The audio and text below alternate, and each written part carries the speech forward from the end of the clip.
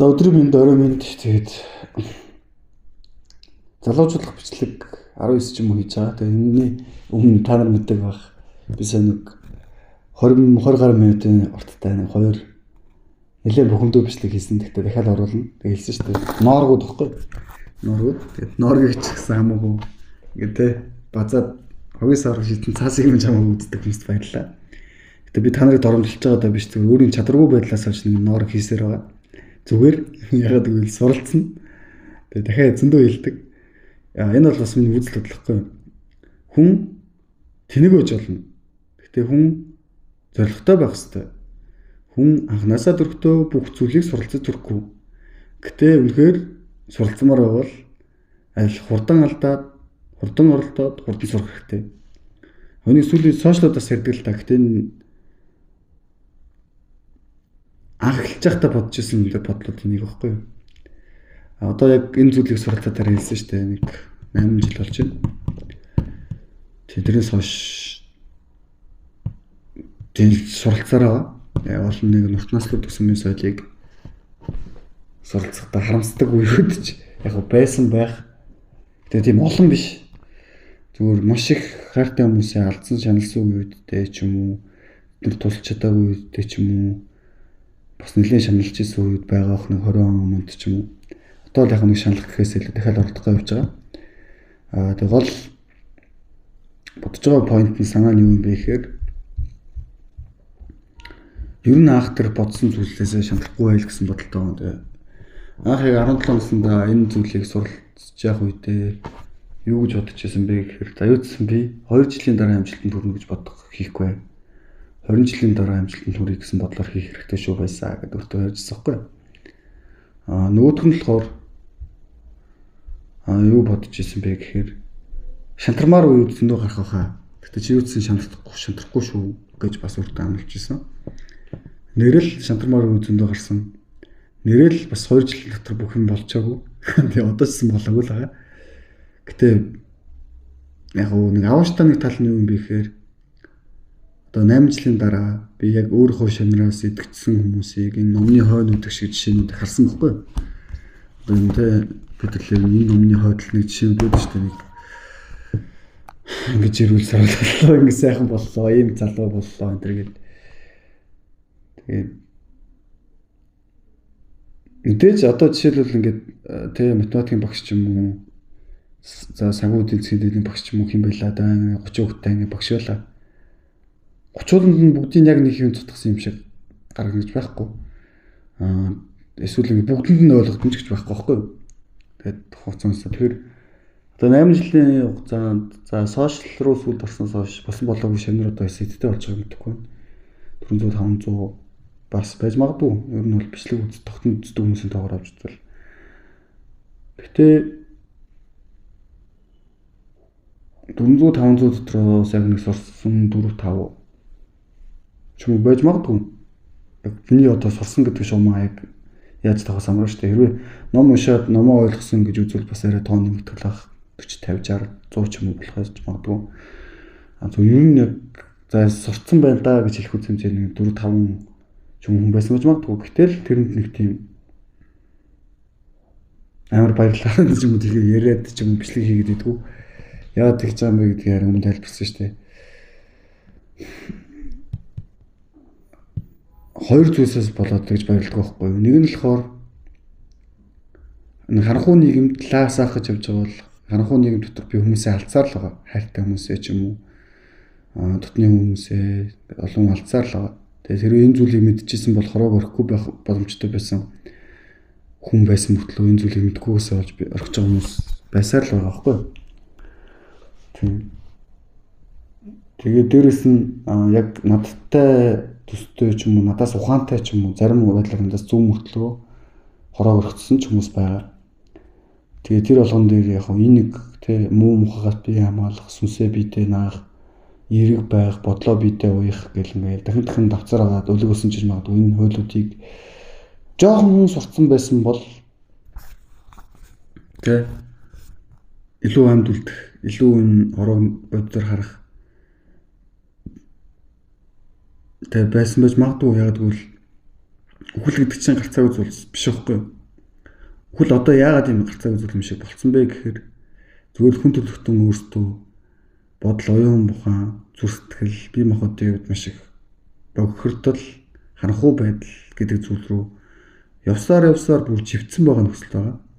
Одоогийн нөхцөлд бол хүн төрөлхтөн бас зарим утгаараа шүү заяа зүрх сэтгэлийн хувьд зарим утгаараа бол нэлээд харанхуй хэсэгтэй, харанхуй бүр хүндээ байгаа.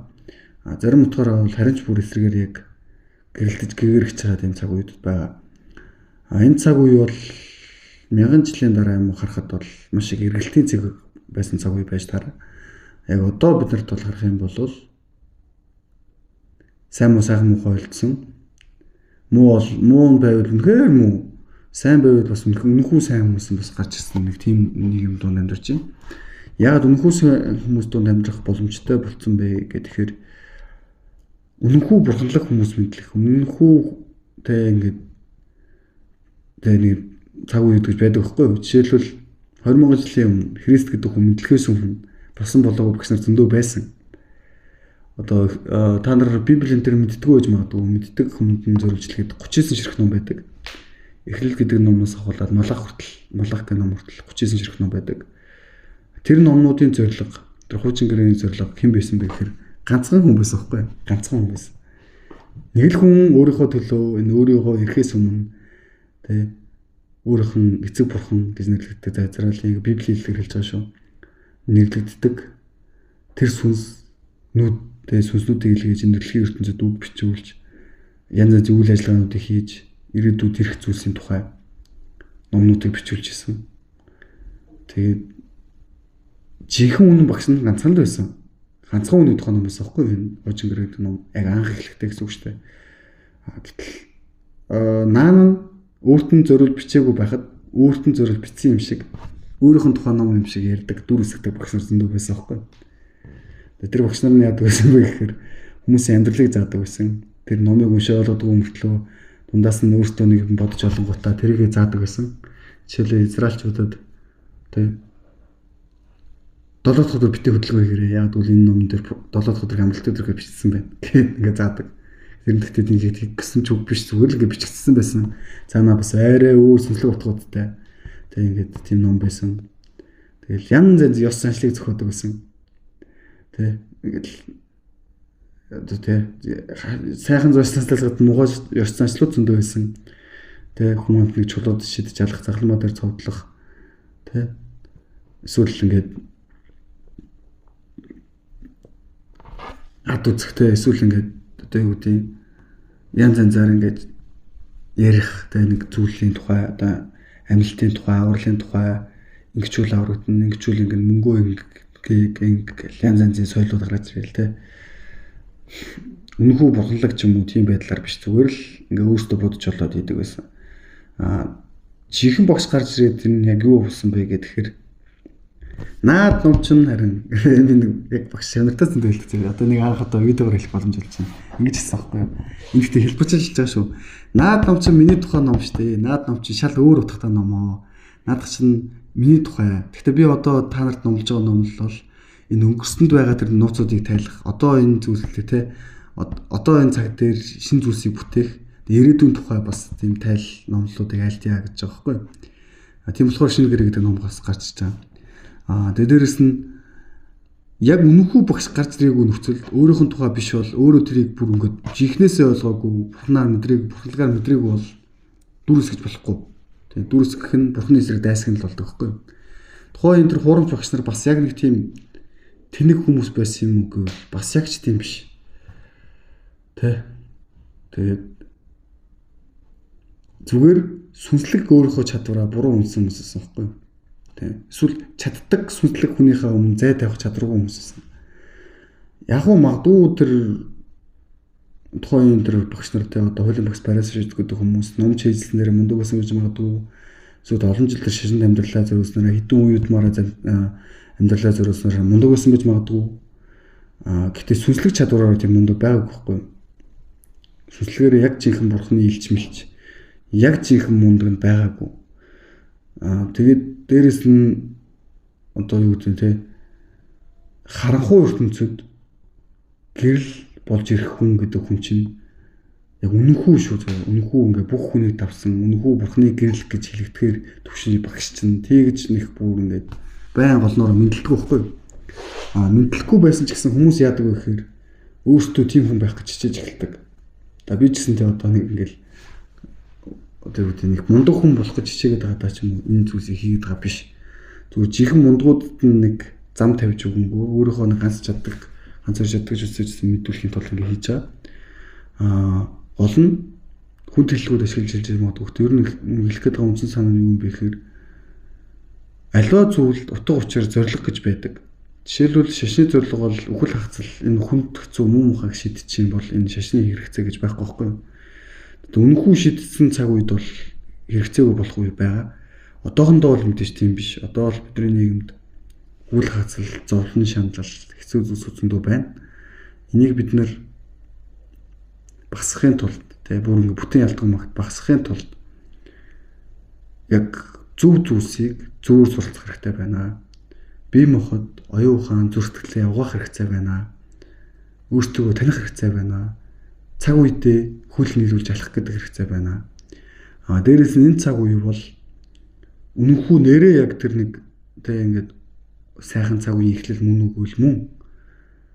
Гэхдээ энэ цаг үе тэр хэрээр бас хэрсүү байдлыг шаардаж байгаа цаг үе байхгүй юу? Яг гэвэл бид нэр яг өнгөрсөн цаг үеийн хүмүүсийн хийсэн алдаа шиг алдааг одоо ч хийж магадгүй. Сайн хүнийг муу хүн гэж бодох. Муу хүнийг сайн хүн гэж бодох. Эсвэл муу сүнсийг сайн сүнс гэж андуурах. Эсвэл бид нар хардгуу учраас ойлгохгүй зүйлсээ, мэдэхгүй зүйлсээ мэддэг юм шиг сайрхаж агаад тэ том ам хэлж агаад үг ярьж агаад мэддэг шаардлагатай тэр зүйлсээ мэдэхгүй өнгөрөөд эцэстээ үхлээр түлж магадгүй. Би та нарыг сүрдүүлэх утгаараа биш. Зүгээр ер нь хүнд хэллэгээр ч юм уу дотроо боддог зүйлсийнхаа тухай хуваалцах гал юмчлэг хийж байна. Тэгээд ер нь бол ойлгох гал жишээнүүдээс солиол маш олон янзаар олдож байгаа.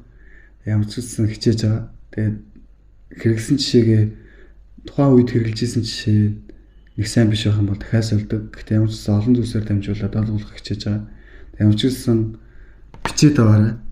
Энэ цаг үе бол хэрсүү байх ёстой цаг үе шүү. Хоёрдугаар болохоор энэ цаг үе сайн цагийн үеийн эхлэл мөн үгүй л мөн. Өнгөрсөн цаг үеийн тэр том нууцуд, тайллууд гэрэлтэй гээтэй байсан бүгдээрээ биш ч гэсэн дотор нь гэрэлтэй гээтэй байсан тэр цаг үеийн эсвэл тэр сод хүмүүсийн зарим нэг тухайн үедээ хадгалагдаад ирсэн тэр зөв ойлголтууд бас бүлүүд илэгдэх, илүү ойлгохтой боломжтой болох тэр цаг үе мөн үгүй л мөн. Гэтэ энэ цаг үед хэрсүү байх шаардлагатай.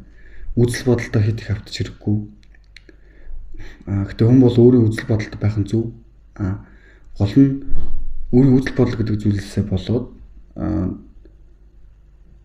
хитрхи том ойлгох ёстой хэрэгцээтэй зүйлсээ хаачих үедээ гэж болгоомжилж байгаа хэрэгтэй. Яг зөв тухайн багш нар тийм байсан байхгүй юу?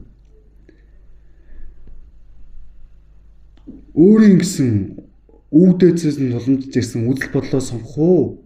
Тэ? Өөрийнхөө үнэн гэж бодож байгаа сонгох уу? Эсвэл яг тэр жинхэнэ багшийн хэлж байгаа юм сонгох уу гэдэг асуудал тулгарч ирсэн. Тэр үед яг хүн яг алийг сонгох юм бэ? За хүн шүү. Хүн алийг сонгох юм бэ гэхээр ихний муу жишээг сонгодог байхгүй юу?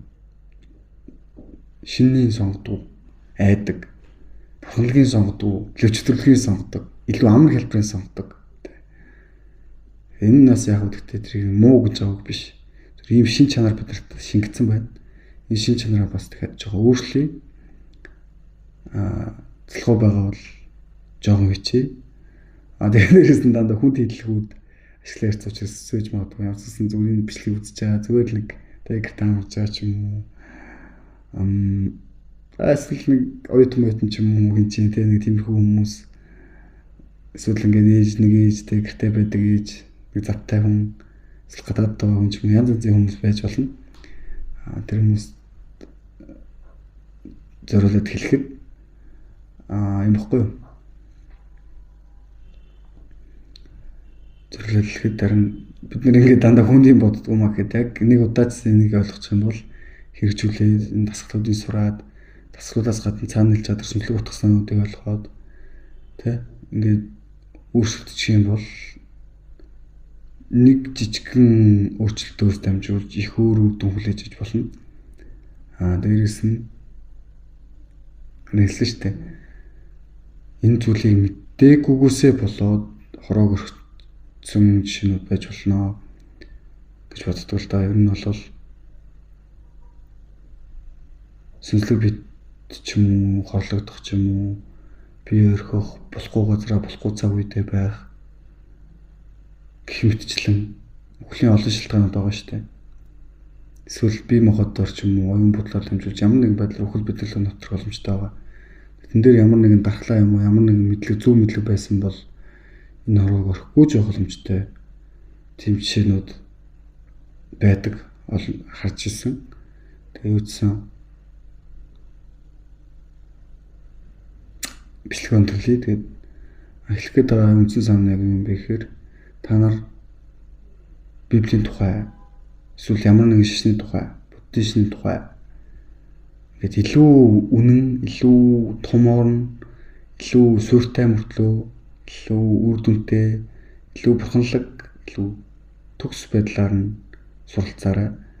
Дутуу бити суралцаарай. Дээрээс нь яг үнэн юм шиг сонсогдсон мөртлөө хотлоо хөлбөр үзэндөө байдаг шүү гэд хэлчихэд тэгээ үтсэн бичлэгүүдийнхээ орлого ноорог